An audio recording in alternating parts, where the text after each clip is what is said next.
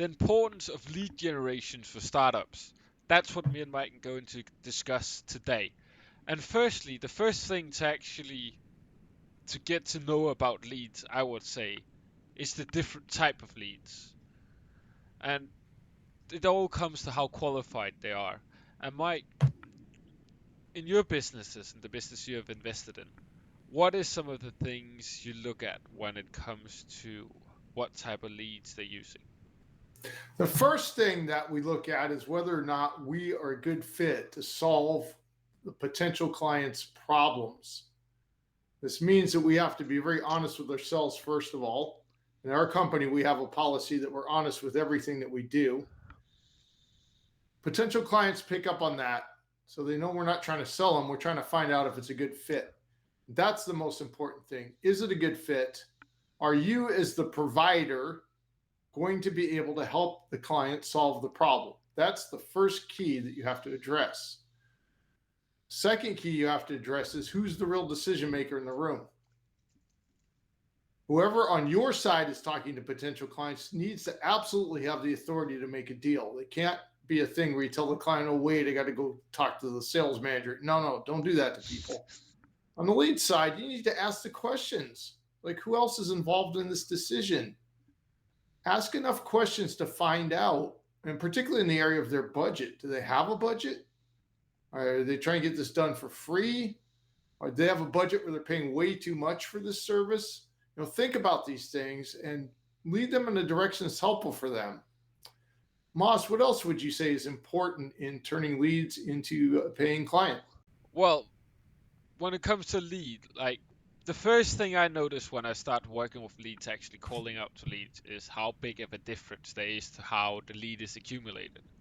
And most of the work is actually done up front, in my opinion. What I've experienced. How do you actually get your lead? There's a couple of different ways to get your leads.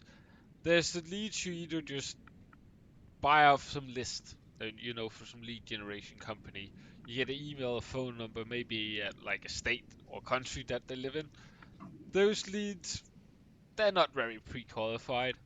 Then there's like the next type of lead. That's where it's actually done by either giving something out for free or in some other way showing their interest, what they're actually interested in what you're providing because they've interacted with something. Can even be like a question and answer, like some sort of survey.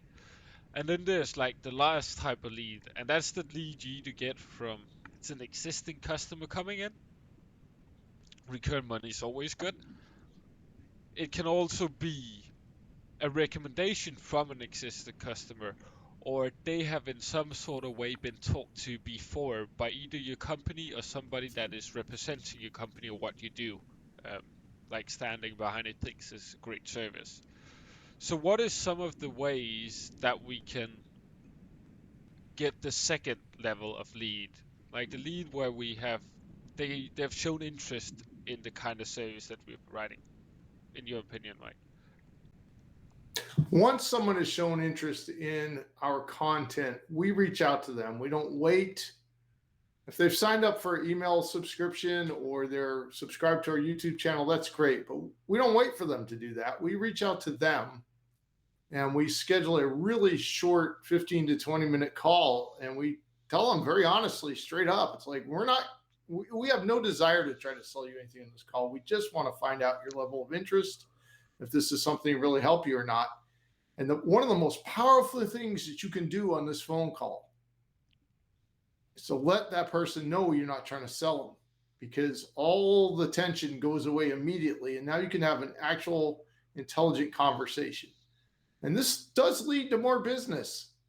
It's sort of this magical thing. As soon as somebody thinks you're not trying to get the deal, they want to give you the deal. That's true. That's just how it goes. And along with, how often should I contact you? How often would you like to hear from us? Ask these questions, because most people, not all people, but most people appreciate being asked the timeline. Because in sales, everybody asks you, when do you want to fix the problem? I mean, that's a given. And that needs to be known when you take on new clients. Like, how fast are you looking for results? But ask that question a little bit deeper.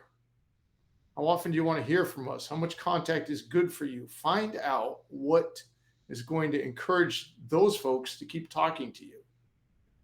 And So once you, those are some really good tips we have. I think Moss, you had another tip, didn't you? yeah, yeah, once you have kind of gotten an idea of where they want to be, their vision, like try and ask questions that actually gets them to visualize them being there.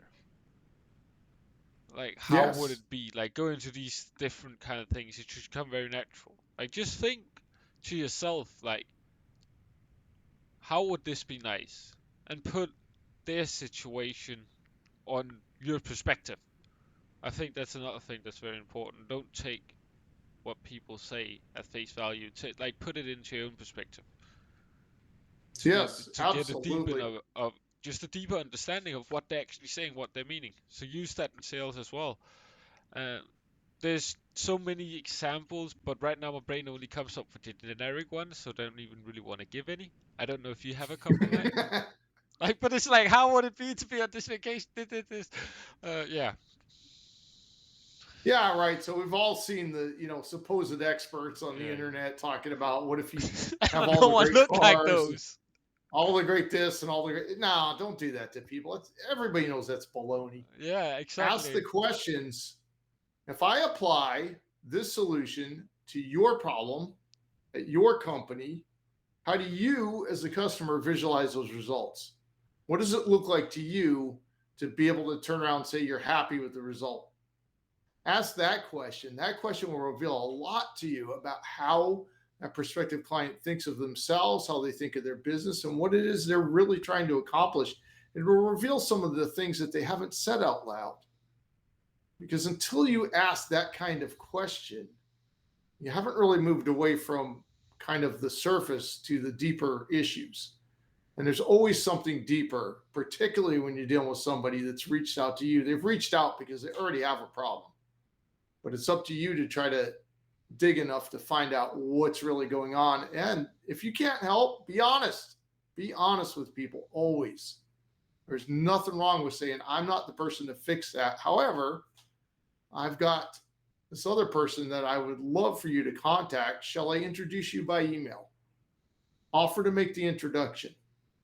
This is how you can build a really strong network of people that know that you can be trusted to look after their best interests. So that's our content for today, folks. Thank you for listening. If you'd like to be notified of new content, go ahead and hit that subscribe button.